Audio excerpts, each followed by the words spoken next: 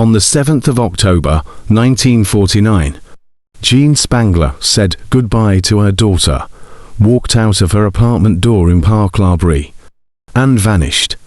This would be the last time Christine would ever see her mother alive. What followed was one of the biggest manhunts in Los Angeles history. Jean Elizabeth Spangler was born on the 2nd of September 1923 in Seattle, Washington, to Florence and Cecil Spangler. Jean was a dancer, model and actress, and when she graduated from Franklin High School in Los Angeles, she started modeling professionally. Jean also danced at Florentine Gardens and the Earl Carroll Theatre in Los Angeles, notorious for their clientele. In 1941, Jean started to win bit parts in Hollywood movies, such as When My Baby Smiles at Me, Chicken Every Sunday, and Young Man with a Horn. In total, she had 8 screen credits, but she went mainly uncredited for a lot of work. A year later, 19-year-old Jean married Dexter Benner, a plastics manufacturer who was 2 years older than her. The marriage only lasted a few months, with Jean filing for divorce, citing Benner of mental cruelty. However, the relationship continued, and soon Christine was born. The couple eventually divorced in 1946, and a custody battle over their daughter started, with Benner stating that Jean preferred parties to priorities. Benner eventually won custody of Christine. However, he denied Jean visitation rights, and the judge revoked his custodial agreement, placing the daughter back with Jean. Shortly after, she and her daughter moved into a 2-bedroom apartment in Park La Brie, in the Wilshire district of Los Angeles. She moved in with her mother, Florence, her brother and his wife. The 7th of October, 5 p.m. Jean had told her sister-in-law, Sophie, that she was going out. Her mother was out of town, visiting family in Kentucky. So Sophie agreed to watch Christine. Jean said she was meeting Benner to discuss child support payments that she was waiting to receive. After this meeting, she would attend the night shoot of a film she was working on.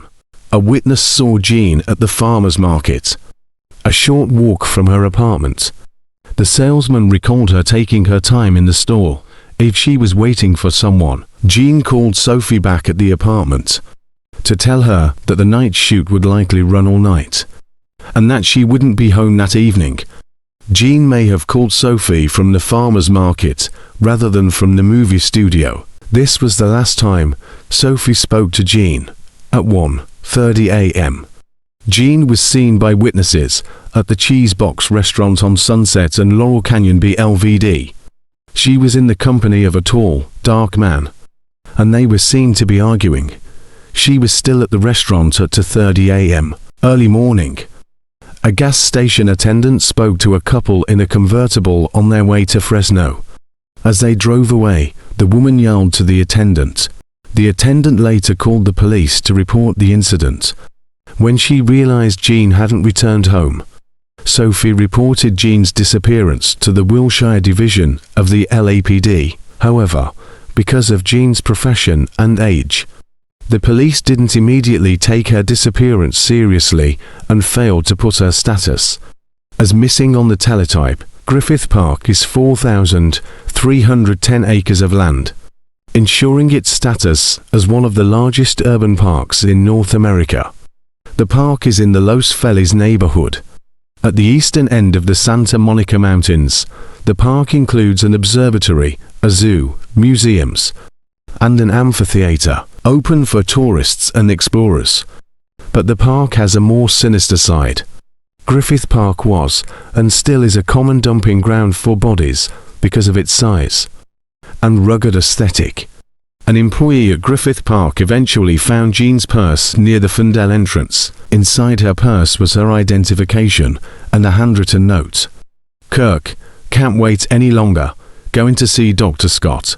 It will work best this way while Mother is away. Jean's purse handles had been ripped at one end of the bag, but none of her valuables had been taken. Sophie confirmed that Jean didn't have any money, so the purse wasn't dropped in a robbery. Police had started to take Jean's disappearance seriously. Once her purse had been found, 60 police and volunteers congregated in the park to begin searching for Jean, dead or alive. In the meantime, investigators had begun to reconstruct her whereabouts. Jean had told Sophie that she was taking part in a night shoot of a new movie when she went missing. So the police investigated that avenue. However, the Screen Extras Guild had no record of Jean working that night, nor a film being shot on the night in question. The police spoke to Dexter Benner, who said he hadn't seen his ex-wife for weeks. His new wife, Lynn, who he'd been married to for a month, had also given him an alibi. Benner was behind on his child support payments, and according to the sister-in-law, Jean was supposed to meet him that night. To discuss this further, after the disappearance, Benner and Jean's mother, Florence, began a brutal custody battle for Christine. Benner eventually won custody of the child. 2 years later, Benner started adoption proceedings so that his new wife could become Christine's mother. On the grounds of abandonment by Jean, the judge ruled that there was no proof of Jean's death and blocked the request. Benner eventually fled to Florida with his family, including Christine, and never returned to California again. Some of Jean's colleagues came forward after her disappearance to tell the police about her life. Robert Cummings, who would later star in Dial M for Murder and The Love Boat, told police he'd worked with Jean on Pretty Girl. He told police that 2 weeks before her disappearance, Jean had told Robert that she was having the time of her life in a new relationship that she said wasn't serious. Jean's mother, Florence, told police that she heard her daughter talking about a Kirk, who she knew from work. She also told police that someone called Kirk had picked Jean up from the apartment a few times, but always stayed in his car, rather than coming into the property. A 13-year-old witness, who knew Jean, said that she had seen her drive by in a car in North Hollywood with an older man, and that she had seen her drive by in a car in North Hollywood with an older man, and that she looked nervous because the witness knew Jean personally. The police took her account seriously, but the lead came to nothing. Actor Kirk Douglas even called the police, despite not looking at him as a person of interest yet. He told police that he had worked on Young Man with a home with Jean, but he barely remembered her. One of Jean's friends eventually came forward and told police that Jean was 3 months pregnant, and it resulted from an affair. The investigators caught wind of a name, Dr. Scott, and started to question all doctors in the Los Angeles area. They had heard of an ex-medical student known as Doc, who came from a wealthy family and performed illegal abortions for a fee, and they were told he spent time around the Strip, offering his services to sex workers. They never found him. Meanwhile, investigators had found out that Jean had been having an affair whilst Benner was in the army. He was an Air Corps lieutenant who had beaten Jean whilst they were together. He had also threatened to kill her if she ever left him. His name was Scotty. The police traveled to Palm Springs, as Jean frequented the area and had been seen there recently.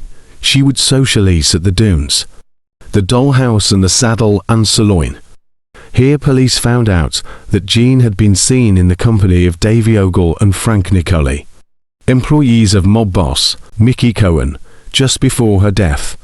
Their henchmen were both under indictment and had gone missing just days before Jean. The police had it on good authority that Nicoli's body was at the bottom of the Cucamonga Vineyard lime pit.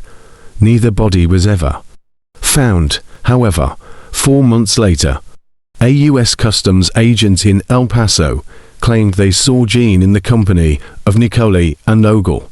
Another witness told police she'd seen the trio at a nearby hotel and confirmed their identities in a photo. Various other witnesses came forward, but because the search for Jean was one of the biggest manhunts in Los Angeles history to date, there were many false claims. Jean was seen by witnesses as far away as Stockton. Police continued to circulate Jean's picture, in the hope of witnesses coming forward with new information. Louella Parsons, a celebrity columnist, went on TV offering a reward of $1,000 over $10,000 in 2020 for any information on Jean's whereabouts. For a seemingly small-time girl, there were a lot of motives for her disappearance. It's been over 70 years since Jean Spangler vanished. The LA Times continued to run stories on Jean for years after her disappearance, but nothing ever came of it. One day, she simply just disappeared. Spangler's disappearance generated various theories, which ranged from her alleged death in a botched abortion to her fleeing with Los Angeles gangsters, with whom she was acquainted. To date, no additional evidence has been uncovered in Spangler's case, and her whereabouts remain unknown. As the years went on, reports turned up here and there of people seeing her in different parts of the Southwest, California, Phoenix, Arizona, and Mexico City. But none of these sightings could be legally verified for the investigation, and no other evidence has turned up since. To this day, she's still listed as a missing person, and her case has not been closed. All we have left of her are hundreds of questions and one mysterious note. After lots of investigative work, historian John Lewis compiled a book called Hard-Boiled Hollywood: Crime and Punishment in Post-War Los Angeles, describing Spangler's earlier work as a dancer at a gang-run nightclub by the name of Florentine Gardens, which explained her connection to Ogle. It was also found that Ogle was a close colleague of Mickey Cohen, and Cohen was a close friend of Lynn, the second wife of Spangler's ex-husband, Dexter. It certainly raised more questions, but no official connections could be made. As the years went on, reports turned up here and there of people seeing her in different parts of the Southwest, California, Phoenix, Arizona, and Mexico City. But none of these sightings could be legally verified for the investigation, and no other evidence has turned up since. To this day, she's still listed as a missing person, and her case has not been closed. All we have left of her are hundreds of questions and one mysterious note.